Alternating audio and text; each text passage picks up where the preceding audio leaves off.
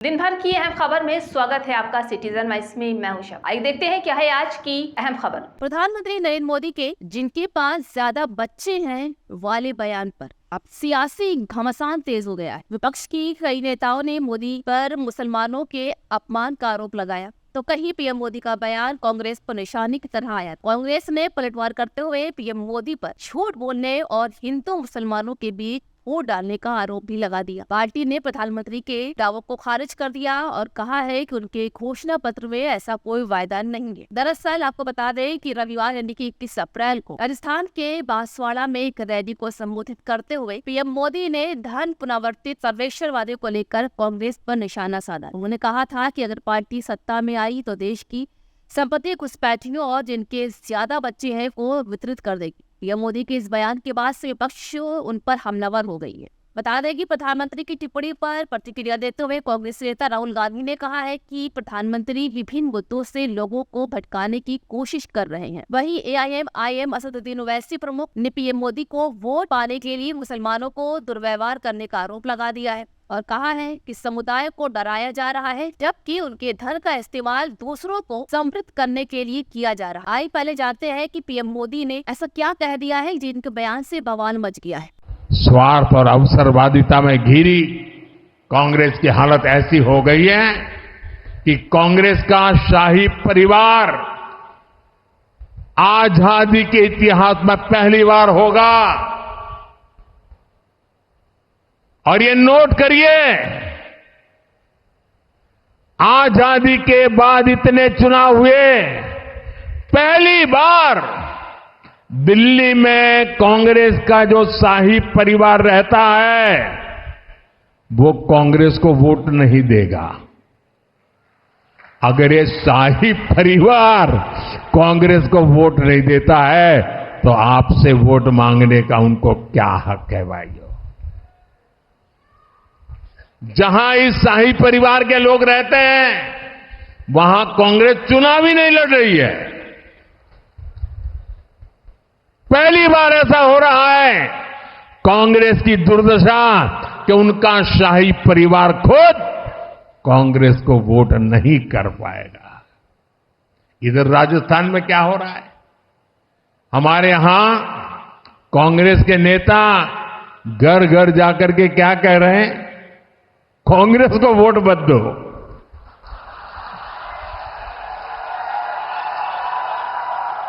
पूरी कांग्रेस पार्टी हम पहले तो सुनते थे कि वो कहते थे भाजपा को वोट मत दो।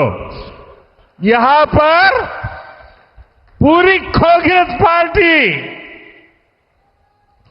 घर घर जाके कह रही है कांग्रेस को वोट मत दो। दिल्ली में शाही परिवार कांग्रेस को वोट नहीं देता, यहां कांग्रेस कहती है कांग्रेस को वोट मत दो। ये हाल है इस पार्टी का, इस पर आप भरोसा कर सकते हैं। भाइयों बहनों, इन दिनों जो लोग कांग्रेस छोड़कर के बाहर निकले हैं वे एक बात बड़ी गंभीरता से बताते हैं। वो सारे लोग कह रहे हैं कि कांग्रेस अब कांग्रेस नहीं रही है। अब कांग्रेस अर्बन नक्सलों के कब्जे में चली गई है। कांग्रेस अब वामपंथियों के चंगुल में फंसी हुई है। तो हमारे एक मित्र ने उनको पूछा कि आप ये कैसे कहते हैं, तो उन्होंने कहा उनका मैनिफेस्टो देख लीजिए, इस बार का कांग्रेस का मैनिफेस्टो देख लीजिए। कांग्रेस ने अपने मैनिफेस्टो में जो कहा है वो चिंताजनक है, गंभीर है और ये माओवाद की सोच को धरती पर उतारने की उनकी कोशिश है। उन्होंने कहा है कि अगर कांग्रेस की सरकार बनेगी तो हर एक की प्रॉपर्टी का सर्वे किया जाएगा। हमारी बहनों के पास सोना कितना है उसकी जांच की जाएगी, उसका हिसाब लगाया जाएगा। हमारे आदिवासी परिवारों में चांदी होती है, सिल्वर कितना है उसका हिसाब लगाया जाएगा। सरकारी मुलाजिमों के पास कितना जगह है, क्या है, पैसे कहां है, नौकरी कहां है, उसकी जांच की जाएगी। इतना ही नहीं, आगे क्या कहा है ये जो गोल्ड है बहनों का और जो संपत्ति है, ये सबको समान रूप से वितरित कर दी जाएगी।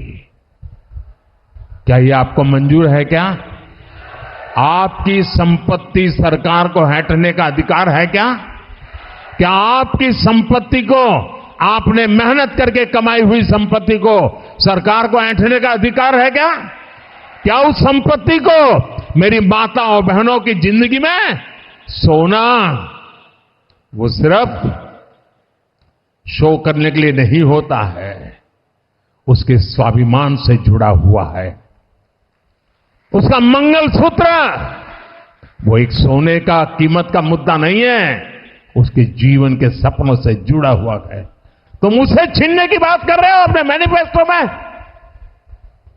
गोल्ड ले लेंगे, सबको वितरित कर देंगे।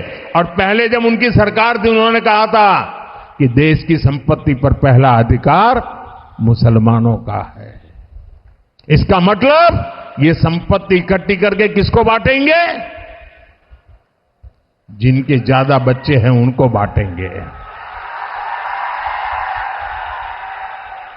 घुसपैठियों को बांटेंगे। क्या आपकी मेहनत की कमाई का पैसा घुसपैठियों को दिया जाएगा? आपको मंजूर है? ये कांग्रेस का मैनिफेस्टो कह रहा है कि वो माताओं बहनों का सोने का हिसाब करेंगे, उसकी जड़ती करेंगे, जानकारी लेंगे और फिर उस संपत्ति को बांट देंगे। और उनको बांटेंगे जिनको मनमोहन सिंह जी की सरकार ने कहा था कि संपत्ति पर पहला अधिकार मुसलमानों का है।